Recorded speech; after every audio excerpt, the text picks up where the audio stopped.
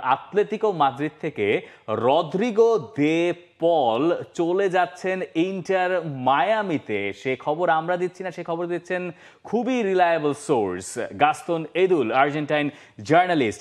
31 বছর বয়স, আতলেতিকো মাদ্রিদে খেলছিলেন, ইউরোপে খেলছিলেন, এসেছিলেন উদিনেসে থেকে।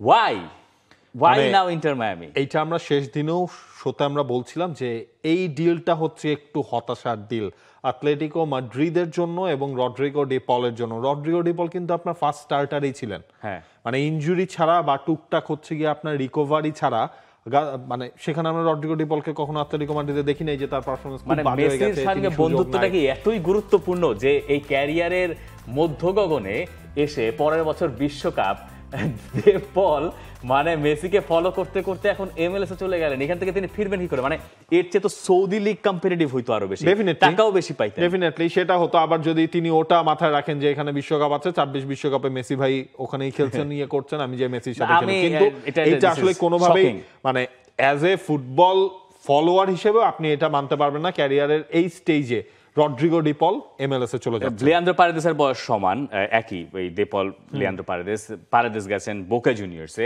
আর এটা ওইটা না, কাপড় ধোয়ার একটাই সলিউশন, চাকা অল ইন ওয়ান। এখন জানি আর্জেন্টিনা মিডফিল্ডে আরো অপশন আছে, যেমন এই যে তিয়াগো আলমাদা, তাকে যেমন এখন আতলেতিকো মাদ্রিদ নিয়ে এসছে। আতলেতিকো মাদ্রিদের এই সিজনের নতুন সাইনিং এর যে লিস্টটা, সেখানে তিয়াগো আলমাদা যোগ হচ্ছেন, এটা মোটামুটি নিশ্চিত। তার ক্যারিয়ারটা আবার অদ্ভুত কিছু বাঁক নিয়েছে। কিরকম যে তিনি এমএলএস এ খেলেছেন, এমএলএস থেকে এই বয়সে আবার মাঝখানে তিনি বোতাফোগো থেকে অলিম্পিক লিও থেকে এখন তিনি আবার দিয়েগো সিমিওনের আন্ডারে। আলমাদা এখন ন্যাশনাল টিমের দরজায় খুব ভালো মতো আছেন, নিয়মিত মোটামুটি তার গেম টাইমও কিছু পাওয়া যাচ্ছে। আপনি নতুন সাইনিং গুলো দেখেন, আতলেটিকো মাদ্রিদ এই জায়গায় এখন পর্যন্ত 5টা সাইন তারা কনফার্ম করে ফেলেছে। বায়ানাকে নেওয়া হয়েছে, দুর্দান্ত সাইনিং। ভিয়ারিয়াল থেকে অ্যালেক্স বায়ানা দরকারি সাইনিং ছিল। জনি কার্দোসো আরেকটা, হ্যাঁ জনি কার্দোসো আরেকটা রুগেরি ডিফেন্ডার হিসেবে তাকেও নেওয়া হয়েছে, এবং তিয়াগো আলমাদা তিনিও জয়েন করেছেন। এবং আতলেটিকো মাদ্রিদটা না মানে দিনে দিনে ওই যে একটা আর্জেন্টিনার হাটেই পরিণত হয়েছে। মানে কতজন অ্যাঙ্গেল করে তিনি চলে গেছেন। রদ্রিগো ডি পল তিনিও যদি হচ্ছে চলে যান শেষ পর্যন্ত, সেটা একটু কমবে। আলভারেস রয়েছে এখানে, জুনিয়র সিমিওনে রয়েছেন এখানে, তো সব মিলিয়ে না মানে আতলেটিকোর জন্য গত সিজনটাও আপনি খেয়াল করেন দলবদলের বাজারে ওরা কিন্তু বেশ কড়া সব সাইনিং করেছিল, তারপরও সিজনটা তাদের এন্ড করতে হয়েছে একেবারে খালি হাতে। এই সিজনেও সাইনিং এর দিক থেকে তারা রিয়াল মাদ্রিদ, বার্সেলোনার চেয়ে সংখ্যায় এগিয়ে, কিন্তু মানে কত সেটা হচ্ছে ডিফার করবে না। যদিও আমি হোপফুল অ্যালেক্স বায়ানার সাইনিংটা নিয়ে, জনি কার্দোসো সাইনিং নিয়ে, Johnny Cardoso Diego Simeone type player. যাই হোক, হুয়ান মুসো সেখানে আপনি দেখেছেন আরেকজন আর্জেন্টাইন গোলকিপার, যদিও সেটাকে অবলাকের ব্যাকআপ হিসেবে হয়তো ধরা হচ্ছে। তো এই দেপলের চলে যাওয়াটা, যদি তিনি যান, আর আলমাদা সমান করা হয়েছে ঠিকই, তো আতলেতিকো মাদ্রিদের এই ব্যাপারটা যেমন শকিং, দেপল একটাও শকিং। আপনি আমাদেরকে জানাতে পারেন আপনার মন্তব্য। তো তাদের প্রতিপক্ষ রিয়াল মাদ্রিদের কি অবস্থা? রিয়াল মাদ্রিদের মোটামুটি দল তারা গুছিয়ে নিয়ে এসেছে।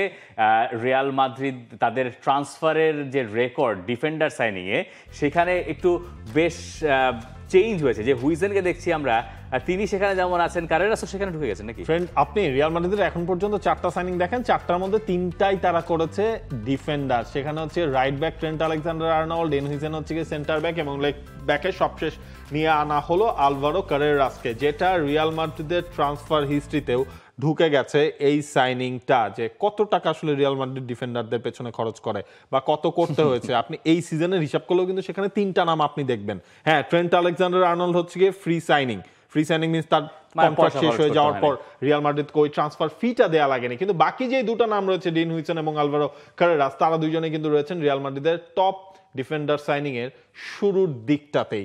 এখন রিয়াল মাদ্রিদ তো আপনার ধরেন ডিফেন্ডার নিল, তারা মিডফিল্ডে আসলে কি করবে? তারা কি ফরওয়ার্ড লাইনে নতুন কাউকে নেবে কিনা? হয়তো সেই জায়গাটা দরকার নাই। রদ্রিগো থাকছেন কিনা? রদ্রিগোকে নাকি সিগন্যাল দেয়া হয়েছে ইউ ক্যান লিভ। তুমি চলে যেতে পারো। আমার মনে হয় এই ট্রান্সফার উইন্ডোতে আপনার রড্রিগো কোথায় যাচ্ছে সেটা হচ্ছে কি আপনার একটা বার্নিং কোয়েশ্চেন।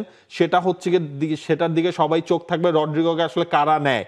এবং একই সাথে ভিনিসিয়াস জুনিয়রও তো আপনার তার শেষ পর্যন্ত ওই কন্ট্রাক্টটা কিন্তু এখন পর্যন্ত নতুন কন্ট্রাক্টে তিনি সাইন করেন নাই, তার কন্ট্রাক্ট তো আছেই।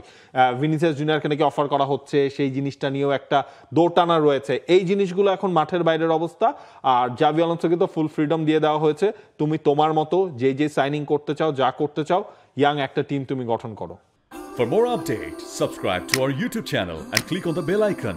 Follow us on Facebook and Instagram. Download T-Sports app to enjoy exciting games and highlights. Visit tsports.com.